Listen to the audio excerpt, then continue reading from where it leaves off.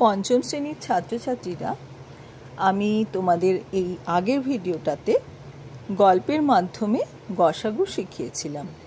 আজকে আমরা হাতে কলমে কাজের মাধ্যমে প্রথমে আমরা গুণনীয়ক বার করা শিখব, তারপরে গসাগু শিখব।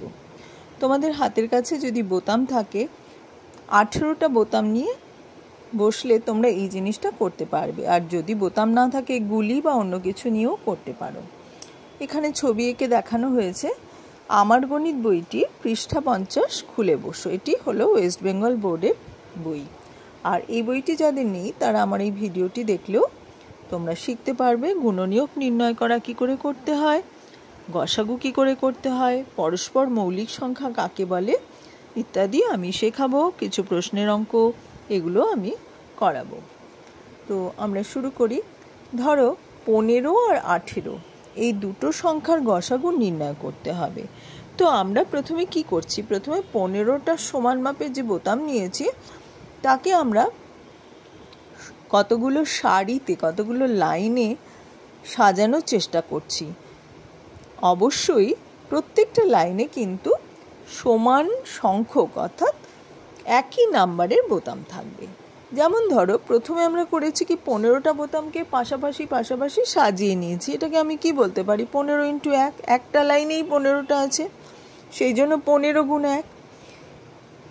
এবার আমি এই বোতামগুলোকে ভাগ করে 3টে লাইনে সাজালাম। তুমি যদি 3টে লাইনে সাজাও দেখবে প্রত্যেকটা লাইনে কিন্তু 5টা করে ধরবে। আমাদের প্রত্যেক লাইনেই সমান রাখতে হবে।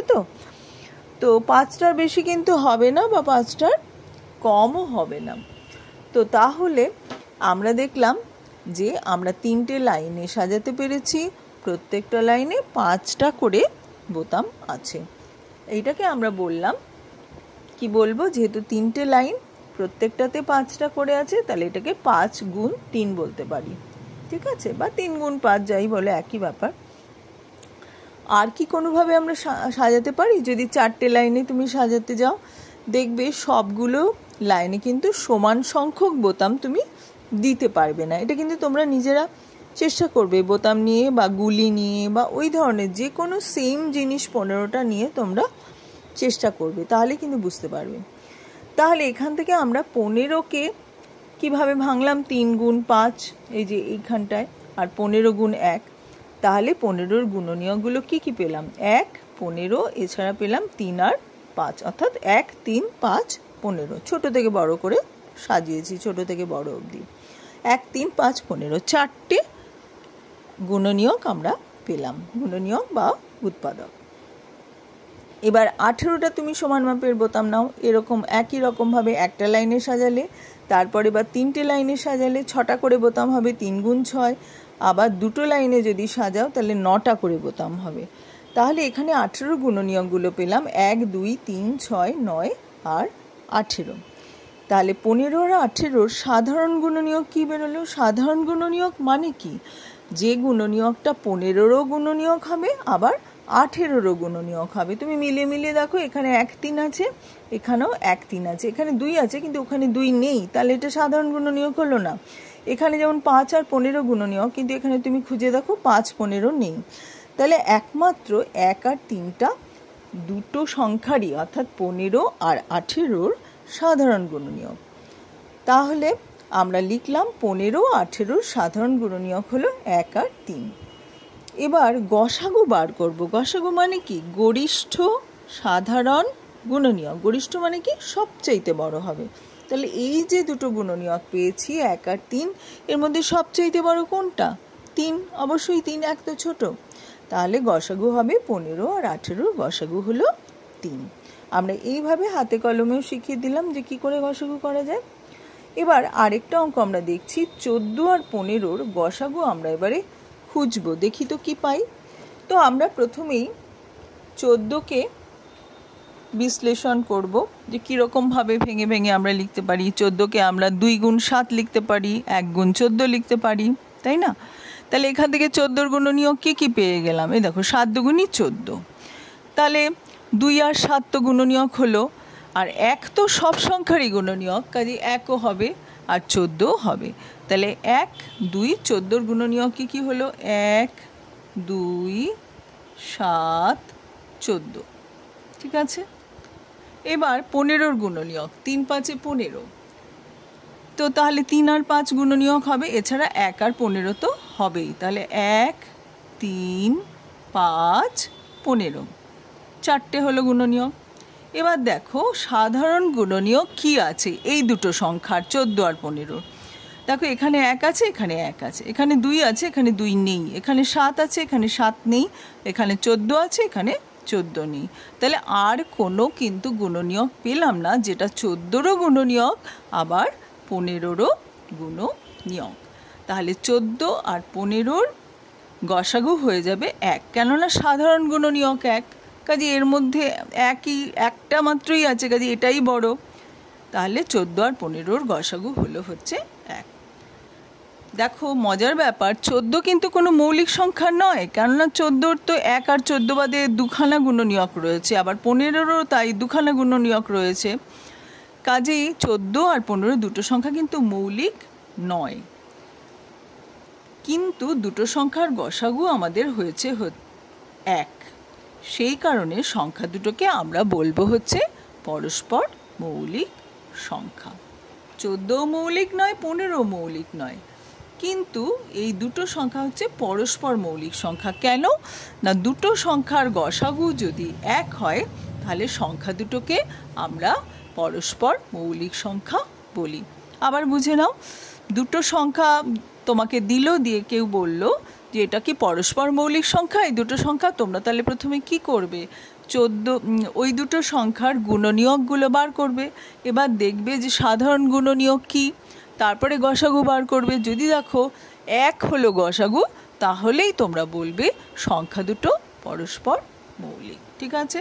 এবারে আমরা পরের পাতায় অর্থাৎ 51 পেজ 51 পাতায় চলে যাব, সেখানে যে অঙ্কগুলো দেওয়া আছে 1 থেকে 4 সেই অঙ্কগুলো আমি তোমাদের করছি। প্রথমে দেখো মনে মনে হিসাব করে, এটা ছোটো অঙ্কই দিয়েছে, তা আমি একটা দুটো করে দিচ্ছি। তো দেখো আমি এখানে খাতায় করে দিয়েছি। প্রথম অঙ্কটা করলাম 1-এর গ, 24-এর কতগুলো মৌলিক উৎপাদক আছে। এটাও একটা ইন্টারেস্টিং জিনিস, তোমাদের মনে রাখতে হবে। মৌলিক উৎপাদক বার করতে বলেছে মানে আমরা আগে মৌলিক সংখ্যা লিখি, 1 থেকে 10-এর মধ্যে 2 হয়, 3 হয়, 5 হয়, 7 হয়, এগুলো হচ্ছে মৌলিক সংখ্যা।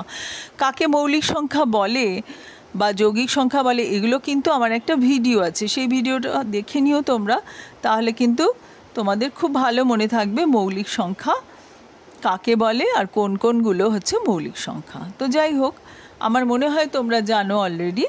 তো আমরা প্রথমে 24-এর মৌলিক উৎপাদক আছে কি না এটা বার করার জন্য আমরা 24-কে যে মৌলিক সংখ্যা আছে সেগুলো দিয়ে ভাগ করে দেখি, বার করি উৎপাদক। মৌলিক সংখ্যা দিয়ে শুধু ভাগ করব, ধরো 2 দিয়ে ভাগ করলাম, 2 দিয়ে ভাগ করলে হয় 12, আবার 12টা 2 দিয়ে যায়, তাই 2 দিয়ে আবার ভাগ করে 6 লিখলাম, 6কে আবার 2 দিয়ে যায় মিন্স 2 দ্বারা বিভাজ্য, হ্যাঁ, অর্থাৎ 2 দিয়ে ভাগ করলে মিলে যায়, কোনো অবশিষ্ট থাকে না।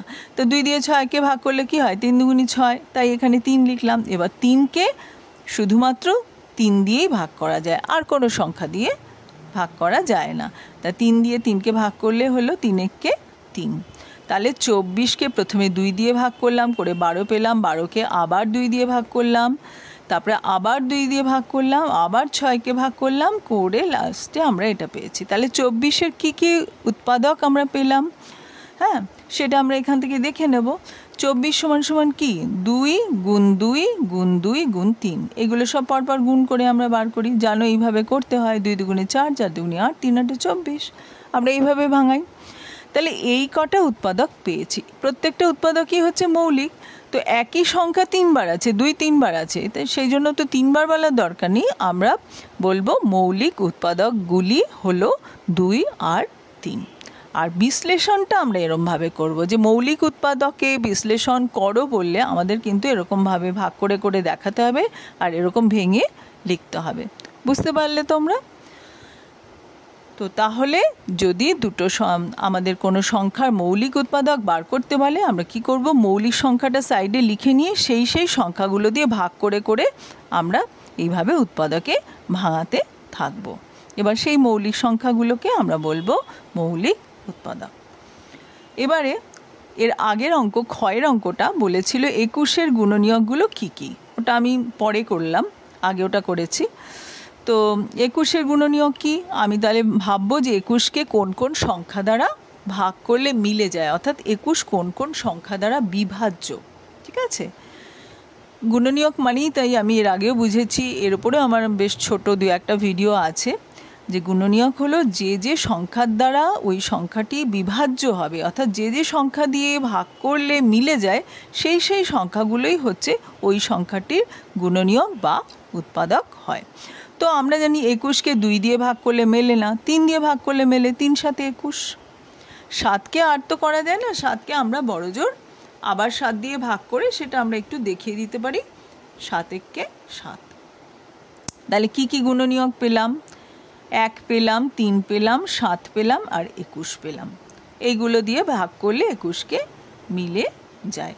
অর্থাৎ আমরা গুণনীয়কগুলো 3 আর 7 লিখেছিলাম, অ্যাকচুয়ালি যে সংখ্যাটার গুণনীয়ক নির্ণয় করতে দিই সেটা তো নিজেরই একটা গুণনীয়ক, আর 1 তো সবারই গুণনীয়ক, কাজেই ওটা আমরা লিখে নিচ্ছি 1, 3, 7, 21। কিন্তু আমরা এইভাবে আগে ভেঙে দেখাবো, তারপরে গুণনীয়কগুলো লিখব। ঠিক আছে, এবারে পরের অঙ্ক, সাধারণ গুণনীয়ক নির্ণয় করো। 14 আর 21-এর সাধারণ গুণনীয়ক নির্ণয় করতে বলেছে। আমরা প্রথমে 14-র গুণনীয়কগুলো নির্ণয় করছি। 14কে কোন কোন সংখ্যা দ্বারা ভাগ করলে মিলে যায় তোমরা জানো, 2-এর নামতা জানো, 3-এর নামতা জানো, 7-এর নামতা জানো। তো 2 দিয়ে 14কে ভাগ করলে 7 × 2 = 14, 7কে আবার 7 দিয়ে ভাগ করলে 7 × 1 = 7। তাহলে 14-র গুণনীয়ক কী কী পাবো, 1 পাবো, 2 পাবো, 7 পাবো, আর 14 তো হবেই, তাই লিখলাম। এবার 21-এর গুণনীয়ক একইভাবে ভাগ করলাম, 3 × 7 = 21। এটা তো 2 দিয়ে যায় না, 3 দিয়ে যায়, নামতাটা খুব ভালো মুখস্থ রাখতে হবে। তাহলে 21-এর কী কী গুণনীয়ক পেলাম, 1 পেলাম, 3 পেলাম, 7 পেলাম, 21 পেলাম, লিখে ফেললাম।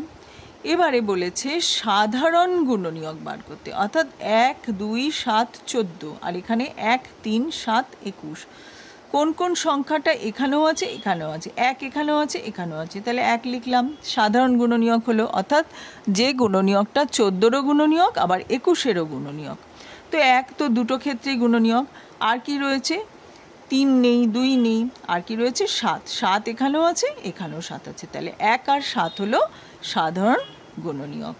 21ও হবে না, 14ও হবে না, কারণ 14 এখানে আছে কিন্তু এখানে নেই। তাহলে সাধারণ গুণনীয়ক বার করা তোমরা খুব ভালো শিখে গেলে। একই রকমভাবে এটাও আমি করে দেখিয়েছি, 7 আর 7 = 36, তোমরা এটা একবার দেখে নেবে। ঠিক আছে, আমি দেখিয়ে দিচ্ছি। আচ্ছা, এইবারে আমরা পরের অঙ্কটায় চলে যাই, গুণনীয়কের সাহায্যে গসাগু নির্ণয়। আমরা প্রথমে 30 আর 24-এর গসাগু নির্ণয় করতে দিয়েছি, আমরা 30-এর গুণনীয়ক নির্ণয় করব। ওই রকম ছোট ছোট সংখ্যা দিয়ে ভাগ করে করে 2 দিয়ে ভাগ করলাম, 15 × 2 = 30। 15কে আবার কি দিয়ে ভাগ করা যায়, 2 দিয়ে করা যায় না, তাহলে এবারে 3 দিয়ে চেষ্টা করি, 3 × 5 = 15। এবার 5কে কি দিয়ে ভাগ করা যায়, 2, 3, 4 দিয়ে করা যায় না, 5 দিয়ে করা যায়, 5 × 1 = 5। এরকম করে 30-এর গুণনীয়কগুলো পেলাম। 1, 2, 3, 5 তো পাচ্ছি, 15ও পাচ্ছি, কেন 15 দিয়ে 30কে ভাগ করলে 15 × 2 = 30 হয়, কাজেই 15ও পেলাম, 30ও পেলাম, আর 6ও হয়। এই যে 3 × 2 = 6, 6 দিয়ে কিন্তু 30কে ভাগ করলে এই যে 5 হয়। 2, 3 এটা দিয়ে যদি আলাদা আলাদা ভেঙে ভেঙে একবার 2 দিয়ে ভাগ করেছি, তারপরে 3 দিয়ে ভাগ করেছি, তা না করে যদি একবারে 6 দিয়ে করতাম, 5, 6, 30 হতো। তাহলে এতগুলো গুণনীয়ক পেয়েছি। গুণনীয়ক নির্ণয় করার সময় খুব খেয়াল করবে। তো এরকমভাবে ভেঙে তারপরে প্রত্যেকটা আবার গুণ করে করে, যেমন 1, 2, 3, 5 তো হবেই, 30 তো হবেই, আবার 2 দিয়ে ভাগ করে এটা 15 পেয়েছি, কাজেই 15ও হবে, এটা মাথায় রাখতে হবে। আর 3 × 2 = 6, 6 দিয়ে 30কে ভাগ করলে 5 ভাগফল পাই, কাজে 6ও গুণনীয়ক হবে, সেগুলো কিন্তু খেয়াল রাখবে। একই রকমভাবে 24-এর গুণনীয়কগুলো পেলাম।